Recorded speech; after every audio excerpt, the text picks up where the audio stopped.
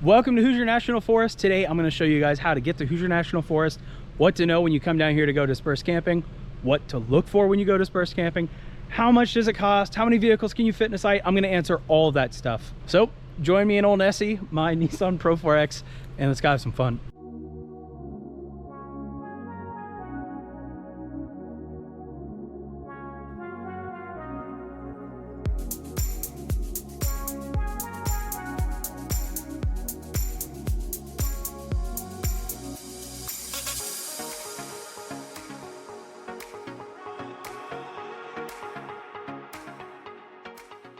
All right, so we are out in Hoosier National Forest today. I got the Xterra out here, and it is beautiful. So if you're from Indiana, this looks foreign to you, but yeah, we're gonna go check out the dispersed camping because I would like to come back here and actually go dispersed camping in the Xterra sometime this year. So bored today, so we're just gonna go scout it out. All right, so just made a little stop here at this like visitor center. I didn't actually walk around much. But this place is actually pretty cool. I mean, it's worth a stop if you're here. It looks like they have residence for an artist, and I didn't walk around to check it out yet. I plan on coming back eventually when I actually go to do camping in here.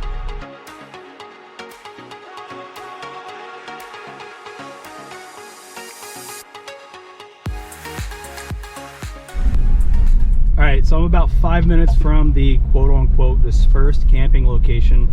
If you ask Google to take you to Hoosier National dispersed camping, it looks like you're actually entering the forest and then you hit this little gravel road.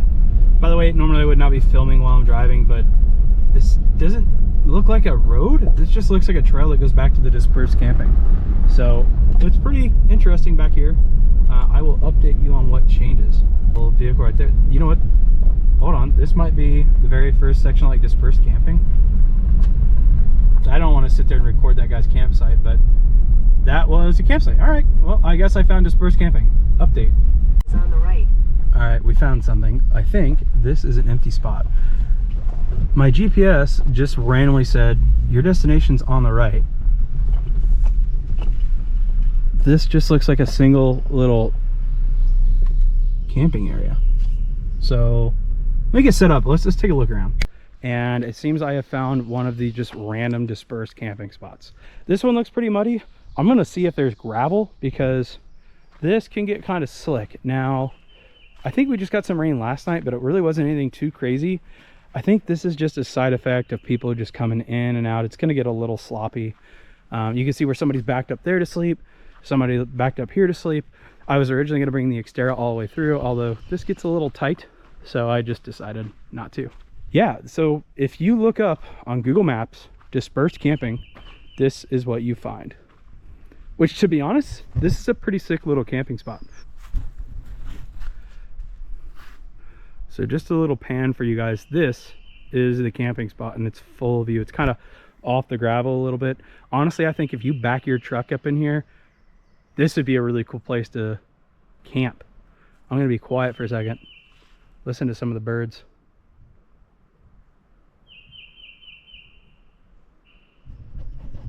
All you hear is birds and the wind blowing on the trees. We don't really have a bunch of wind today, but that's just kind of the noise you hear in the background. What is this? I've been watching a lot of All Things Overlanding, who's also an Indiana local. And I know he said, when you go out, do your part, try to pick up a little bit. So I might as well do my part. I guess I'm out here. I see some plastic and stuff that's kept around, so let's go ahead and pick up a little bit of garbage while we're out here. Might as well. I'm walking around. There's some stuffed animal, a metal tent post, whatever. The random metal bin that I found earlier that I'm gonna throw away. Bro, glass? Seriously though? Glass? You guys couldn't not break a glass bottle? Damn, man. Bunch of plastic over here. And really, McDonald's? Seriously, you couldn't pick that up? Okay, dude, seriously. Batteries too. All right, so I didn't really get a ton, but I tried to pick up some of the big stuff. So I don't know, maybe it'll make the campsite look a little nicer for whoever's here next. Yeah, also pro tip, if you got a Nissan Xterra, and you got the cargo box on top. Perfect place to put some wellies for the mud, and then also some gloves for trash, although I originally had them for hooking up toe straps in the mud. But hey, dual purpose. Seriously, I thought this was going to be a gimmick when I bought this vehicle, but it's really nice having some stuff you can get muddy and just toss up here and then clean it off next time you go to the car wash. All right, I'm going to shut this up, and I think we're going to pull around, maybe check out some other sites.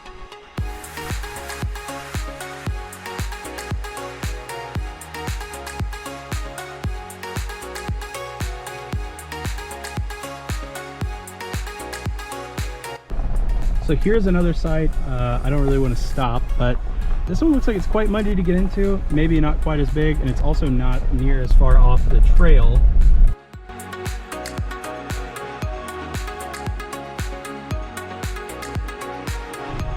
All right, so I'm noticing a trend that I really wanted to kind of show off. First of all, this site looks better. There's some trash there I might pick up before I leave.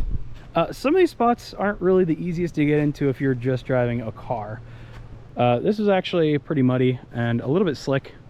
I'm on 33-inch all-terrain tires. I came through here in two-wheel drive, just not really thinking about it, and started to spin the tires just a little bit. I definitely would have been fine. I could have just hit the gas a little bit more, but I didn't really want to tear this up and rut this up any more than it already is. So instead I stopped through it in four-wheel drive and just kind of crawled out. But yeah, just something to keep in mind. If you're going to come through here in a car, check the weather. You're definitely going to want to come on a dry day. All right, so I wanted to do a little update as I actually just passed a totally dry site. Somebody got back there with a Volkswagen Bug. So it looks like what's happening is there's some sites that retain water and get a little muddy, like the one that I was just in. And obviously people aren't really so excited for those.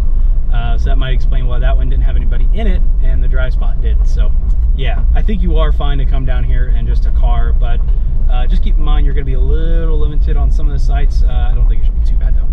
So one thing I haven't talked about yet is there's actually houses down here, which I was not expecting. I've seen like 4 or 5 camping spots and then just houses. All right, so I don't know what I just found. I'm driving around Hoosier National and I found this. I don't know what this is. I was looking for dispersed camping spots, and admittedly I haven't really found a ton. I think maybe 10 max. I'm here at 3 o'clock on a Saturday and they're mostly full. Oh, this actually might be a little spot right here. Oh wow, this actually really steeps off. Okay, hold on. Let me investigate this before we get too crazy. Oh yeah, we're gonna go check that out. It's actually gonna go downhill, and this is starting to like increase in elevation pretty heavily. This is actually gonna go down there and then bend. We're just gonna go take our time. I don't know how to show you guys the elevation, but this actually gets quite steep, and I just can't express it on video. Yo, listen. I'm over here saying, this looks kind of gnarly, and then Brenda and her fucking stock 4Runner just comes bombing up the hill. Okay, it's not gnarly at all, I guess. I'm gonna go check it out. So it looks like the road is actually washed out a bit on the edge, which is kind of surprising. So yeah, I don't think I'd come down here in like your mom's minivan, but if you got any clearance at all, like my old Ford Escape would be fine here. Yeah, it actually starts getting quite rough, which is kind of surprising. It'd be really cool if there was some dispersed camping down here. There's like a little stream over here, but I can't stop because I'm at the very bottom of the hill. Let me climb this real quick. All right, so I am still on that little road that said, you know, under maintained, high water, all that jazz. I haven't found any high water yet, but I've definitely seen some areas where the water could have been high if we had a lot of rain. Other than that, honestly, this road's pretty cool. It's just a basic little gravel road with some views. You just gotta be careful because there are some sections where, you know, if you had a really low car, you're not gonna get through here. Like, I wouldn't bring my Miata. But I think a stock truck would be totally fine. Or just something with a little bit of clearance. This is fun just to drive around and check out some of the views. This doesn't look anything like Indiana, which is so weird. It's so hilly. Actually, here, perfect, check this out. Oh, this is nothing, hang on. It's like we have just random drop-offs. This is nothing. The last one was much taller. With some really interesting views coming through here. I don't know, this just doesn't look like Indiana. I'm so used to Indiana being flat and maybe wet with a couple creeks. All right, well, if you believe in ghosts, maybe don't come down here. I guess there's just a random cemetery up here. All right, so I guess I found Stillwater Marsh. This will probably be my last stop. It's a little hunting stand. I guess you can get a permit, come out here, check in, and you can go hunting for waterfowl. This is interesting. I've never been hunting, so I don't know how this would work exactly. Interesting.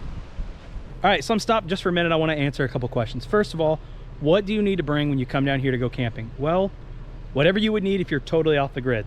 This is all fully off grid. There's no plumbing, there's no electric, all that kind of stuff. So bring toilet paper and stuff like that.